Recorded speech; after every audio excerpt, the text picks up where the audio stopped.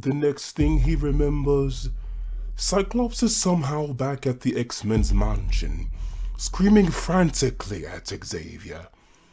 Cyclops is convinced that he has abandoned everyone, unaware that it was Xavier that had taken control of his mind and forced him to leave, telepathically flying him back to the mansion.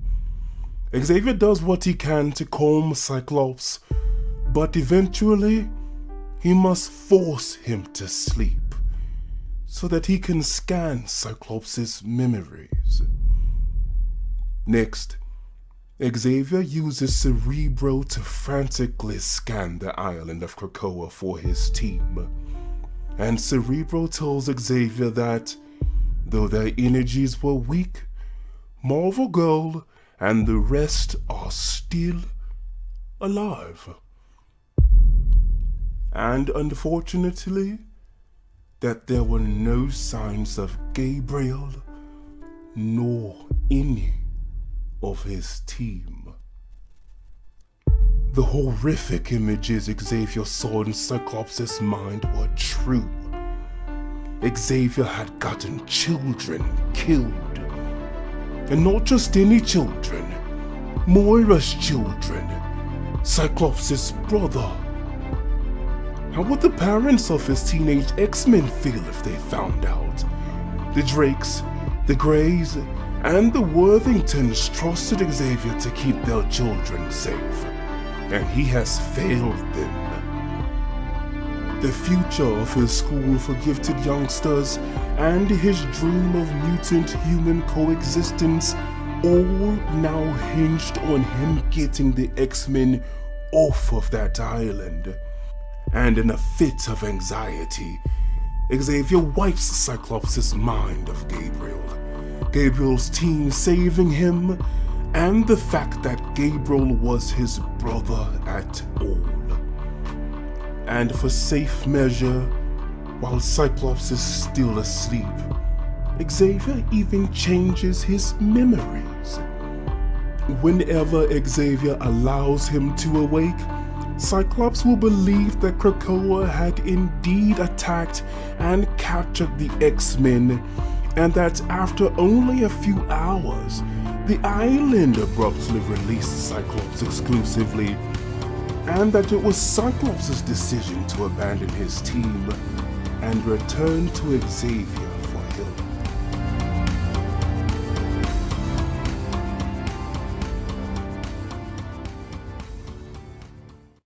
It's the very next day, and Xavier has not slept. For some time throughout the night, the living island Krakoa has disappeared, and Xavier, now more desperate than ever, pushes Cerebro to its limits for any sign at all of his teenagers. Scanning deep and wide across the Pacific Ocean, Professor Xavier finally, faintly feels Marvel Girl, whom Krakoa was manipulating to hide its coordinates. But the living island is unaware of just how powerful Marvel Girl's telepathic powers are, and she was resisting and covertly screaming out to Xavier psychically for help. And after finally allowing Cyclops to awake, Xavier re-executes Project Genesis. But this time he decides to do something different. This time, he will not recruit inexperienced mutants, no teenagers, and no students. There were international mutants which he had kept his eyes on for years now, and each of them was an adult and experienced with their powers. He also decides that he will not tell any of them of Gabriel's team. As far as the new recruits will know, they will be the second generation of X-Men. But most of all, Xavier will need them to save his X-Men before it's too late.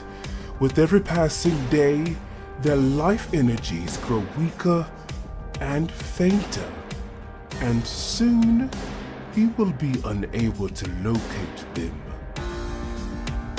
And it is that very day that he successfully gathers the German acrobat Kurt Wagner, also known in the circus as Nightcrawler, a mysterious Canadian government operative codenamed Wolverine, and then his old friend in Interpol, Sean Cassidy, codenamed the Banshee.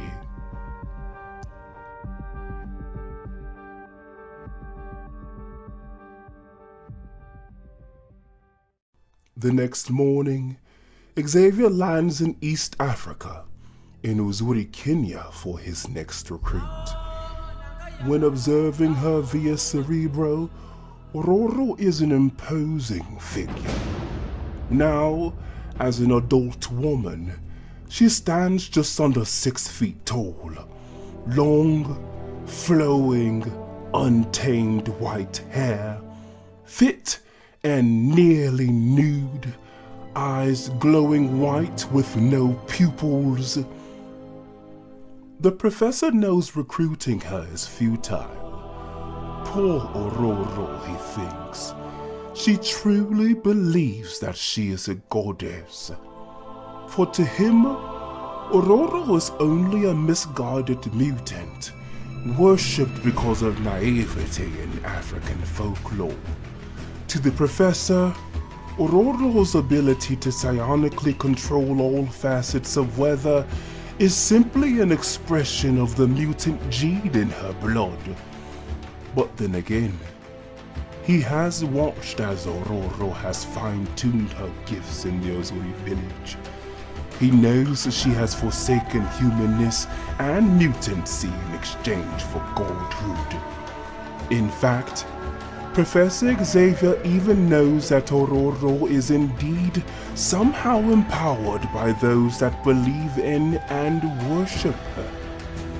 But at this moment, with the X-Men drawing closer and closer to death, Xavier does not have the time to simply observe Ororo any longer.